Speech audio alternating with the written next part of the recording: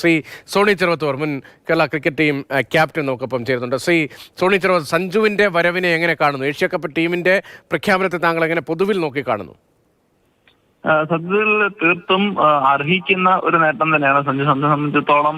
അന്താരാഷ്ട്ര ക്രിക്കറ്റിൽ തന്റെ നമുക്കറിയാം സെഞ്ചുറികൾ ഉൾപ്പെടെ മികച്ച പ്രകടനം നടത്തിക്കൊണ്ടാണ് സഞ്ജു സാംസൺ IPL-ലേക്ക് എത്തിയത്. IPL-ലും തന്റെ ടീം അത്ര ഗംഭീരമായി ചെയ്തില്ലെങ്കിൽ പോലും അദ്ദേഹത്തിന്റെ പ്രകടനം മികച്ചു നിന്നിരുന്നു. ചില പരിക്കിന്റെ ചില പ്രശ്നങ്ങൾ ഉണ്ടായിരുന്നെങ്കിൽ പോലും ബാറ്റിംഗിൽ അദ്ദേഹം തന്റെ കരുത്ത് തെളിയിച്ചിരുന്നു. അദ്ദേഹത്തിന്റെ ഫ്ലെക്സിബിലിറ്റി സെലക്ടേഴ്സിന് കാണാൻ സാധിച്ചു. ഒരുപക്ഷെ അദ്ദേഹം കാണിച്ച ഒരു സ്ഥിരതയുടെ അംഗീകാരം കൂടിയാണ് ഈ ടീമിലെ സെലക്ഷൻ എന്ന് തോന്നുന്നു.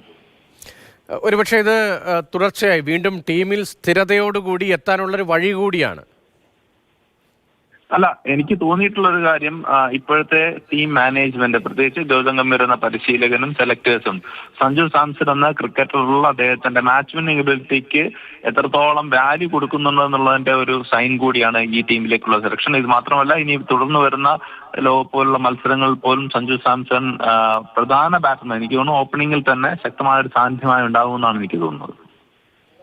ഇപ്പോൾ അഭിഷേക് ശർമ്മയുടെ പേരുണ്ടായിരുന്നു, ഗില്ല്, അങ്ങനെ പലവിധ സാധ്യതകൾ പരിഗണിക്കപ്പെടുന്നുണ്ട്. അപ്പോൾ സഞ്ജുവിന് ഒരുപക്ഷെ സാധ്യത ലഭിക്കില്ല, അവസരം കുറഞ്ഞു പോയേക്കാമോ എന്ന ആശങ്കയൊക്കെ ഉണ്ടായിരുന്നു. സത്യത്തിൽ നമ്മുടെ കരുത്തിനെ കൂടിയല്ലേ സൂചിപ്പിക്കുന്നത്. ഏഷ്യ കപ്പിലേക്ക് പരിഗണിക്കപ്പെടുന്ന ടീം അത് 1, 2, 3 ടീമായി വിഭജിക്കാൻ കഴിയുന്ന ശേഷിയുണ്ട് സഞ്ജു ഉൾപ്പെടെ. അല്ല, യാതൊരു സംശയമില്ല. അത് നമ്മൾ യശസ്വി ജയ്സ്വാളിനെ പോലെയുള്ള ഒരു ലെഫ്റ്റ് ഹാൻഡ് ഓപ്പണിംഗ് ബാറ്റ്സ്മാൻ ഉണ്ടാകുന്നു. അഭിഷേക് ശർമ്മ അദ്ദേഹത്തിന് ടീമിലേക്ക് ലഭിക്കുന്നു. പക്ഷേ നേരത്തെ താങ്കൾ സൂചിപ്പിച്ച പോലെ തന്നെ ഇന്ത്യൻ ടീമിന്റെ പ്രത്യേകിച്ച് അവരുടെ പ്രതിഭകളുടെ ഒരു ഡെപ്തിനെ അത് കാണിക്കുന്നുണ്ടെങ്കിൽ പോലും സഞ്ജു സാംസൺ ഇതിനു മുമ്പുള്ള സീസണുകളിലും അന്താരാഷ്ട്ര ക്രിക്കറ്റിൽ അദ്ദേഹത്തിന്റെ കഴിവ് തെളിയിച്ചു കഴിഞ്ഞിരിക്കുന്നു.